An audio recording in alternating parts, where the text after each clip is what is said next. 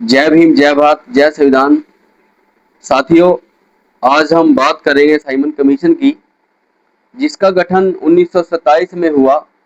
और ये गठन इसलिए किया गया कि भारत दौरे के लिए, जिसमें 7 अंग्रेजी सेना के जो सेनापति थे उसके अंदर शामिल किए गए।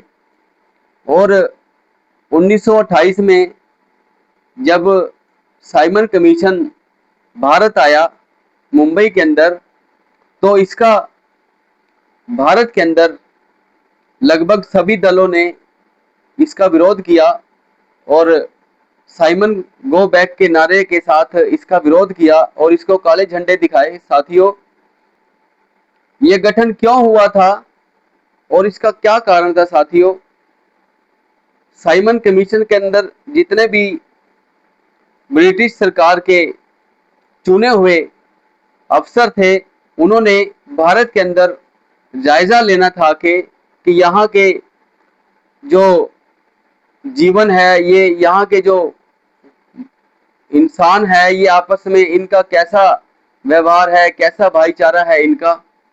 इसलिए साइमन कमीशन भारत आया था।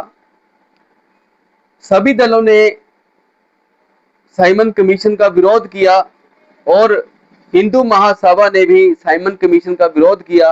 मुसलमानों की तरफ से मोहम्मद अली जिन्ना ने भी इसका विरोध किया और इसके साथ लाला लाजपत राय ने भी इसका विरोध किया।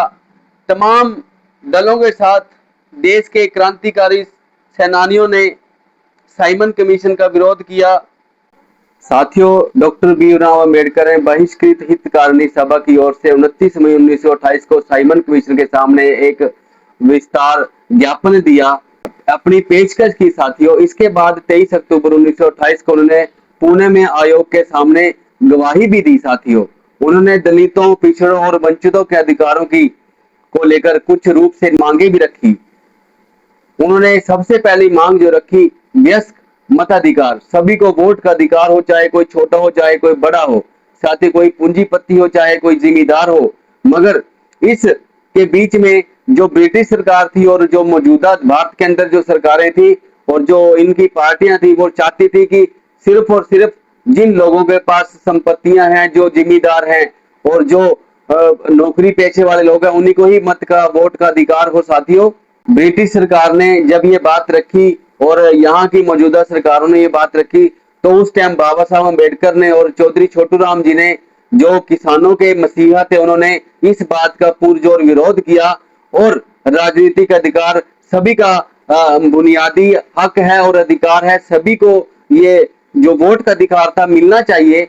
इसके साथ साथ जनसंख्या के अनुपात में आरक्षण। साथियों, मैं बताना चाहता हूँ, जो इन बाबा साहब अम्बेडकर ने जनसंख्या के अनुपात में आरक्षण सीटों का जो कोटा है, उन्होंने मांग की कि प्रांतीय विधानसभाओं, केंद्रीय विधानमंडलों के अंदर दलितों को उनकी आबादी के अनुपात में पर्याप्त आरक्षण दिया जाए।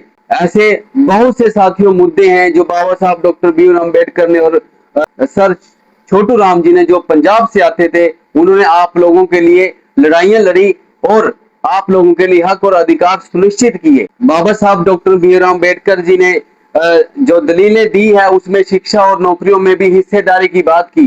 उन्होंने दलील दी कि वह सेना, पुलिस और सरकारी नौकरियों में दलितों की भर्ती पर लगी सभी जितनी भी पाबंदियां थी, वो सारी हटाई जाए। विशेष बजट, वंचित समाज के बच्चों के लिए विशेष शिक्षाएं, सुविधाएं, स्कूल और वजीफे की सरकारी बजट की मांग की, ताकि इन बच्चों को आगे बढ़ने का मौका मिल सके और इनको वजीफे के तौर पे पैसा मिल सके।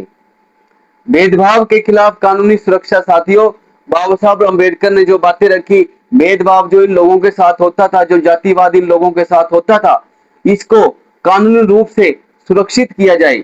साथियों, बाबा साहब ने जो कमिश्नर के सामने जो छुआछूत और सामाजिक भेदभाव को कानून अपराध घोषित किया जाना चाहिए और जो व्यक्ति जाति को लेकर, धर्म को लेकर किसी के साथ भेदभाव करता है, उसको कानूनी रूप से सजा दी जानी चाहिए। साथियों, मैं ये बाबा साहब के जो शब्द थे, उन्होंने पूरे जोर देकर कहा कि आजादी केवल कुछ उच्च वर्गों के लिए नहीं होनी चाहिए, ये जब तक समाज के सबसे निचले व्यक्ति को समान नागरिक अधिकार नहीं मिलते तब तक लोकतंत्र अधूरा रहता है।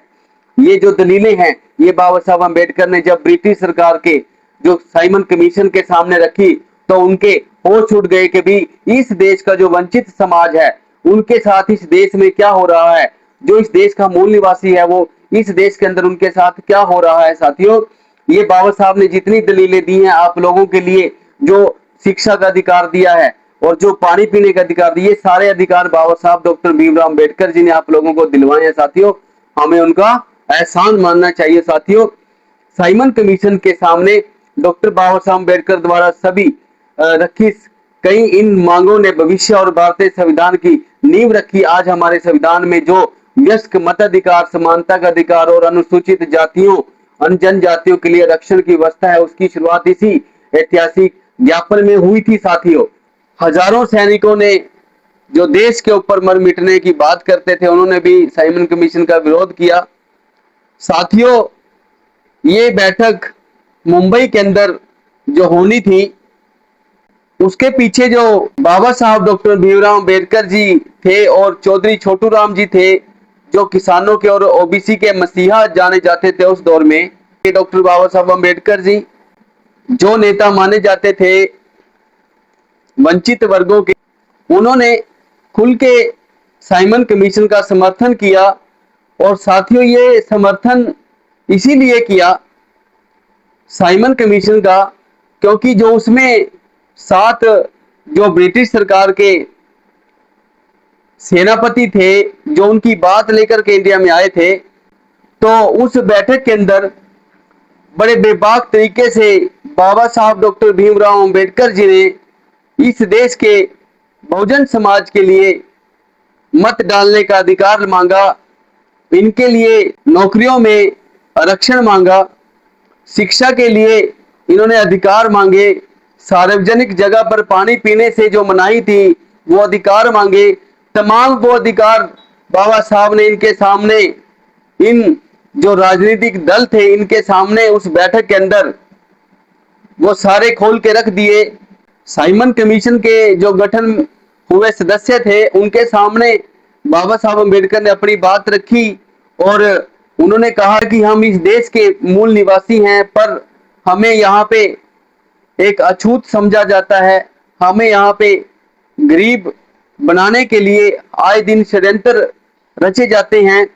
तो मेरी इस गठन से एक रिक्वेस्ट है कि आप हमारे बारे में सोचें, क्योंकि बाबा साहब अम्बेडकर ने कहा था कि भले आप भारत पर शासन कर रहे हैं और भारत आपका गुलाम है, मगर बाबा साहब अम्बेडकर जी कहते हैं जो हमारी कम्युनिटी है और चौधरी छोटू राम जी कहते हैं जो हमारे साथ जो हमारे लोग हैं, हम इन गुलामों के भी गुलाम हैं। क्यों? क्योंकि हमें ना तो शिक्षा का अधिकार है, ना हमें नौकरियों में जाने का अधिकार है साथियों, और ना ही हमें सार्वजनिक जगह से पानी पीने का अधिकार है, ना ही मंदिरों में जाने का अधिकार है। ये ऐसा जीवन हमें नहीं चाहिए।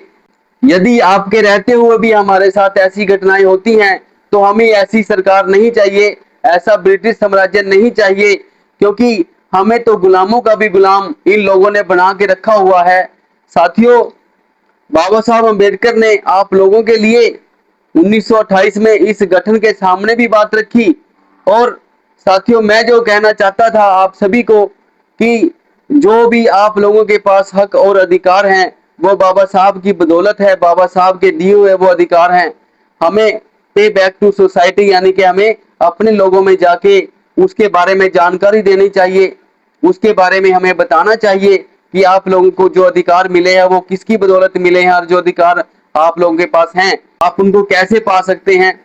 साथियों, इसके बीच में सर छोटू राम जी जो ओबीसी के और किसानों के मसीहा उस समय में माने जाते थे, उन्होंने भी अपनी बात रखी और किसानियत को मजबूत करने के लिए उन्होंने नए नए कानून बनाने के लिए पेशकश की।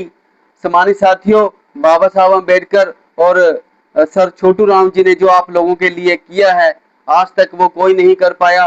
क्या आप यह जानना चाहते थे कि साइमन कमीशन ने बाबा साहब की इन मांगों पर क्या फैसला सुनाया था और आप चौधरी छोटूराम जी के द्वारा रखी गई मांगों के बारे में जानना चाहते थे, आगे की वीडियो में हम आपके साथ ये विचार साझा करेंगे साथियों, ताकि आप लोगों तक एक सच्चाई और आप लोगों तक सटीक जानकारी पहुंच सके। आप सभी को मेरा जय भीम, जय भारत, जय संविधान।